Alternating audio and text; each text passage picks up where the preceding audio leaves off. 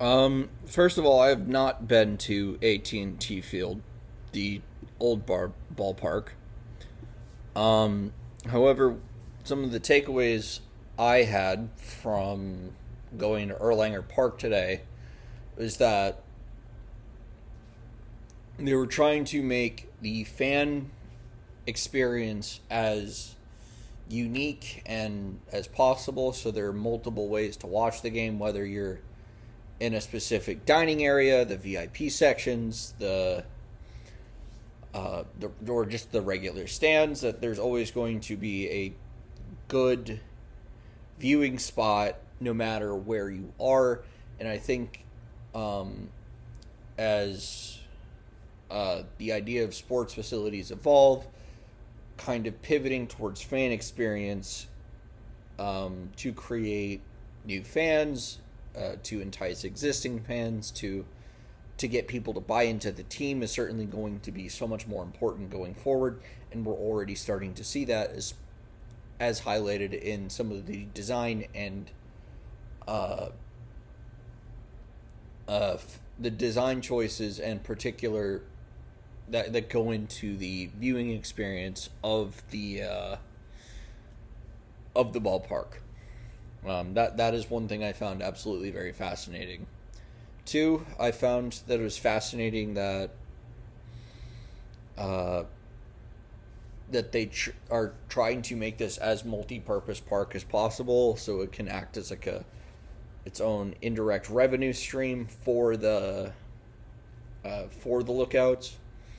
So they can be hosting like concerts, special dinner parties. They're gonna have like massive kitchens and other things, and it seems like it's going to be some kind of open park where certain pathways and walkways and other things will be generally open to the public.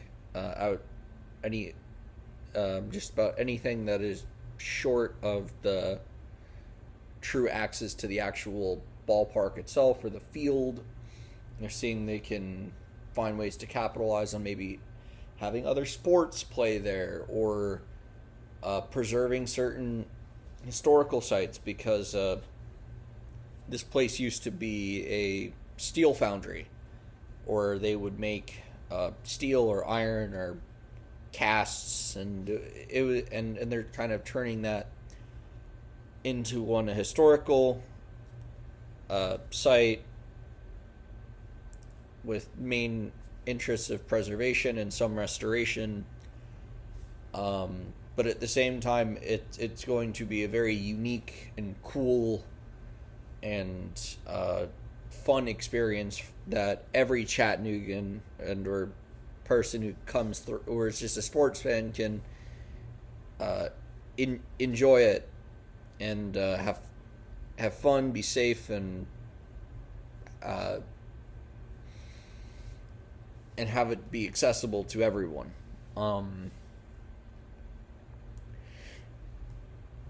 I think as we examined, there are concerns about marginalization, uh, and if that truly benefits the community. And oftentimes, if it's not used as a multi-purpose stadium, it outside of the regular sports season, it's generally not useful to the community, and some will consider a massive waste of money.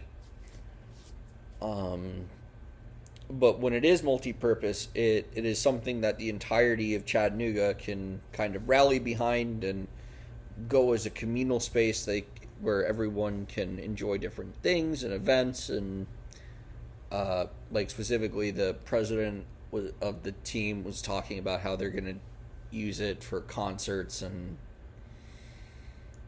uh, and other events, like other special dinners and special events that are really important to people, and or fun, and or could potentially just raise money for the city and the team.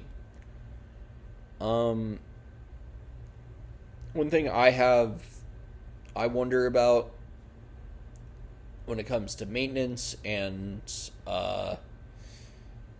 and just like how long-term financial stability is, like how much of this funding is actually coming from the public and how much is actually coming from the team, because one of the biggest things sports critics will say when it comes to projects like this is that public funding could have been used elsewhere instead of a stadium that may not be used all that much and just kind of sits there and rots over time. In the case of like a team moving or going under or relocating, that it's like what happens to the building? Like, who uses it afterwards? Is it really that worth of an investment? Many people say yes, many say no. There are there's so much of a different debate over